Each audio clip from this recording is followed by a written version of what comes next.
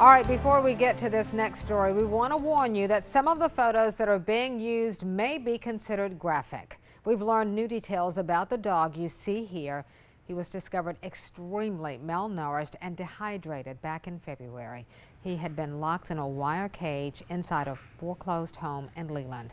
But WECT's Kaitlin Stansell tells us this pup has a new name and a new home, and his adoption is now part of a national contest aimed at raising awareness for animal shelters.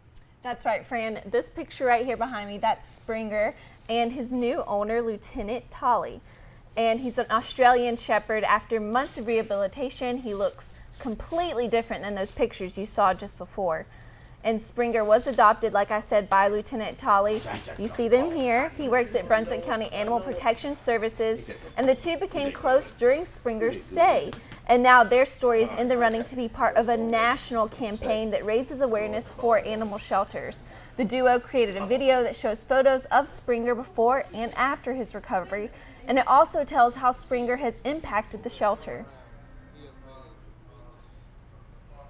He kind of gives you the spirit of what a rescue shelter is all about.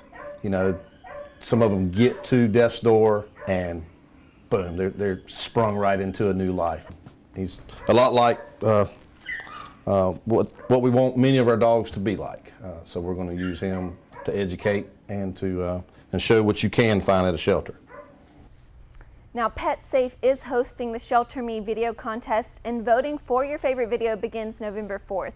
The top 3 winners will receive up to $5,000 for the animal shelter of their choice. And to vote for Springer's story, go to the link in our local section of WECT.com or look under Top Stories on the WECT News app. Now, just to be clear, Kaitlin, Springer has a home? Yes, he lives with Lieutenant Tolly, and Lieutenant Tolly brings him to the shelter almost every day to interact with the other employees there because they were all really close to his story. We just wanted to make that clear because I'm sure someone would call and say, I want that dog. He is so sweet. I mean, very lovable. Oh, good. Well, it looks like he loves his new owner, too. Definitely. That's good. All right. Thanks so much.